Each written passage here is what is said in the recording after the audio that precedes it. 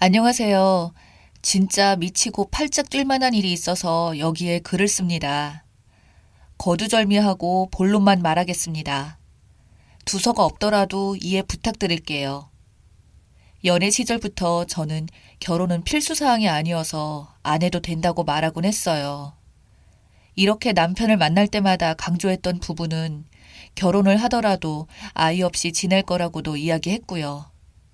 남편도 저의 의견에 동의했었고, 우리 둘만 사랑하면 되지 전혀 문제될 거 없다며 아기는 남편도 생각조차 안 하고 있다는 식으로 말하고는 했죠. 연애하고 4년 차에 상황이 물 흐르는 대로 결혼을 하게 되었고, 양가 부모님께는 아이 없이 딩크로 지내겠다 말씀을 드렸어요. 친정은 합의된 사실이면 편한 대로 하라고 하셨고, 시댁은 어머님이 썩 마음에 들진 않으셨지만 남편 생각도 그렇다 하니 아무 말이 없으셨어요. 그리고 결혼을 하고 7개월이 조금 넘었네요. 그런데 요즘 들어서는 남편이 아이를 원하는 눈치입니다. 사랑을 하는데 눈치를 보다가 없이 하려고 한다든지, 물론 제가 위험하다고 생각하며 안 한다고 합니다. 아이들 있는 곳에서는 저 애들 좀 보라며 너무 예쁘지 않냐 그러네요. 또 아기 옷 파는 가게 아시죠? 작은 마네킹에 잘 보이게 진열해 놓잖아요.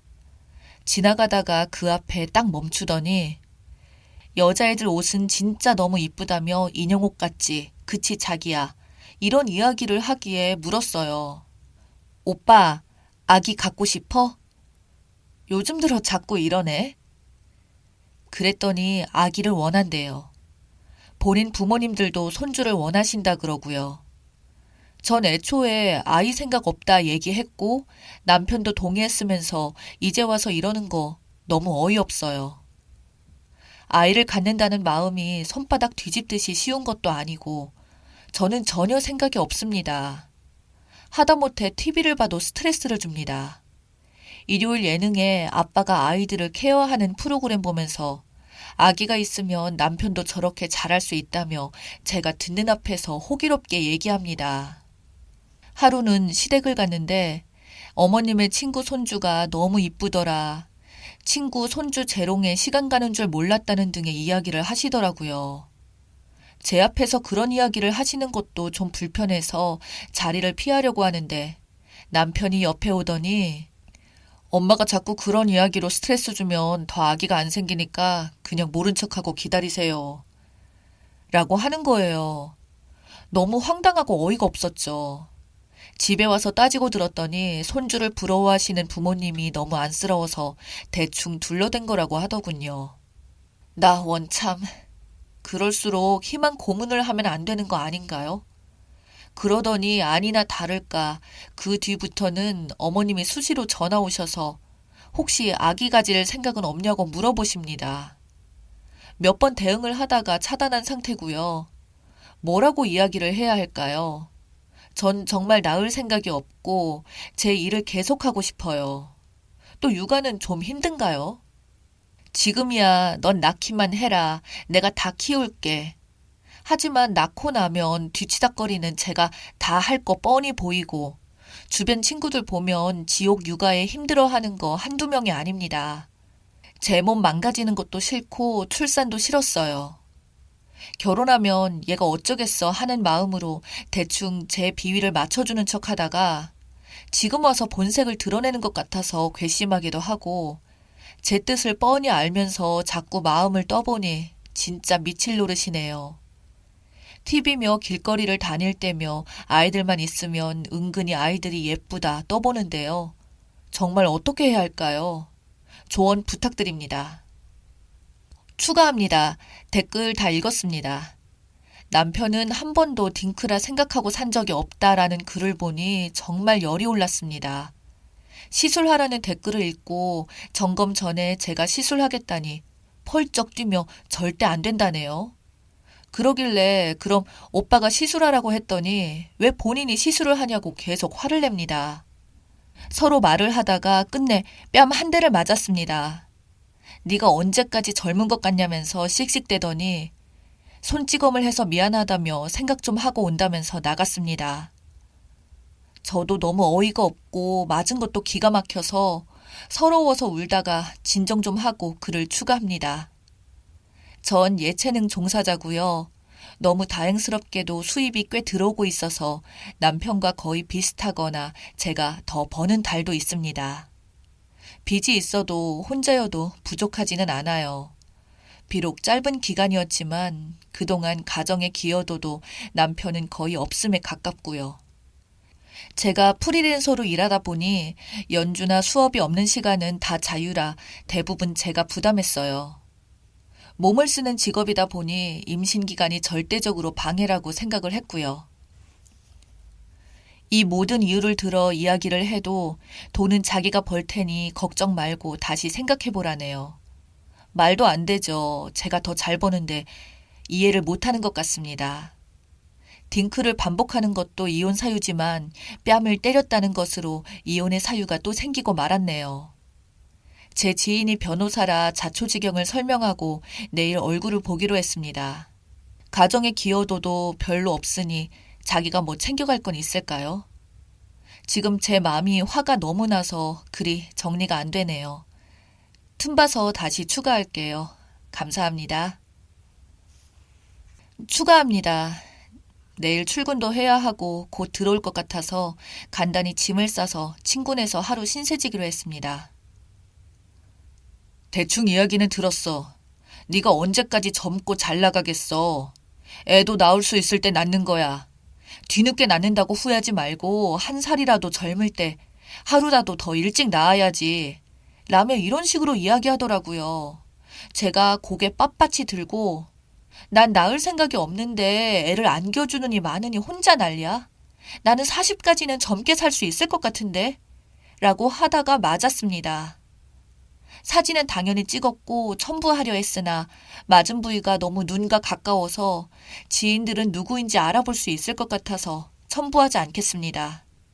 내일 변호사 만나러 가는지 저놈은 생각도 못할 거예요. 변호사 만나서 할 얘기거리만 더 만들어주네요. 저도 차라리 주작이었으면 좋겠습니다. 7개월 만에 이렇게 되리라고는 꿈에도 생각지 못했으니까요. 결혼만 하면 동화처럼 행복하게 사는 줄 알았는데 이러고 있습니다.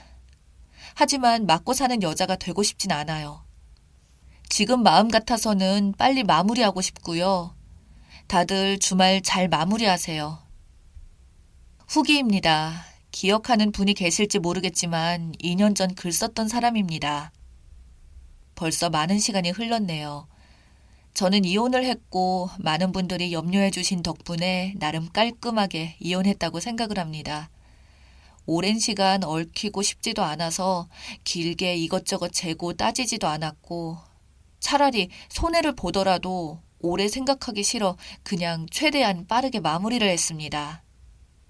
마음먹으니 이혼은 정말 아무것도 아니었습니다.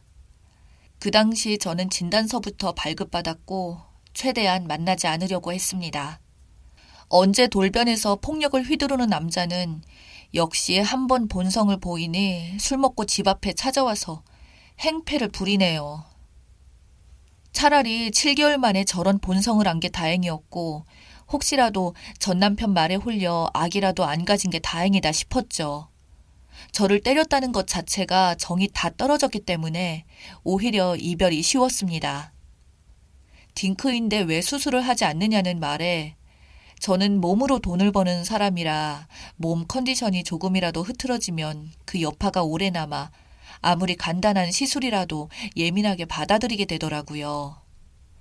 이번 소송이 완전히 끝나고 다시 혼자가 된 저는 맡았던 학생들을 믿을 만한 다른 선생님께 보내고 20대에 유학하던 이탈리아에 돌아가서 다시 자리를 잡았습니다. 이때가 7월이었어요. 다시 못 만날 줄 알았던 사람들과 마주보고 이야기를 하니 정말 행복하더라고요. 모두가 나를 반겨주는 곳에서 새롭게 시작을 했습니다.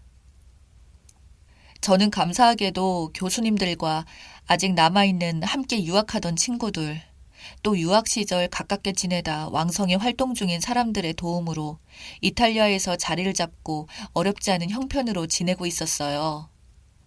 지금은 전염병 여파로 한국에 돌아왔다가 아직 돌아가지 않고 한국에서 지내고 있습니다. 월세는 아깝지만요. 한국에서 마음 편히 지내다 보니 당시 썼던 글이 생각나 후기를 남깁니다. 저는 체구가 작습니다. 키도 작고 덩치도 작아요. 뺨을 맞았는데 정말 얼굴 반쪽이 다 부어오르고 터졌습니다. 너무 아팠지만 맞았다는 사실도 정말 슬펐고 그보다 더 화났던 것은 그렇게 때리고 마치 어쩔 수 없이 때렸다는 듯한 그 자식의 태도와 눈빛이었죠. 그건 또 무슨 다른 폭력을 예고하는 것 같았거든요. 그래서 진단서와 사진만으로도 충분히 이혼 사유가 되었고 시댁에서도 저를 붙잡지도 함부로 대할 수도 없었죠.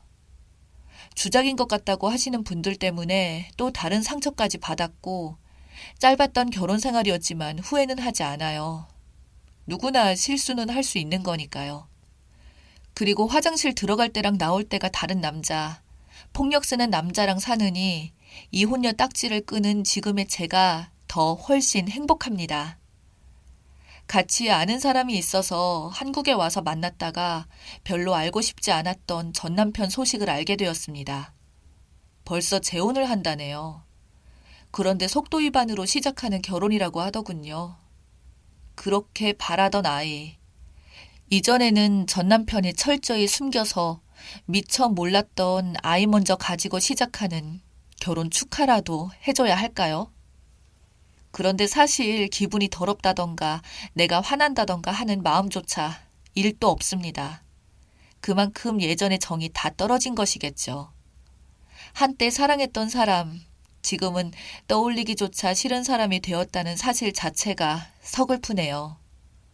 얼굴도 모르는 사람들에게 받는 위로가 큰 힘이 되었습니다.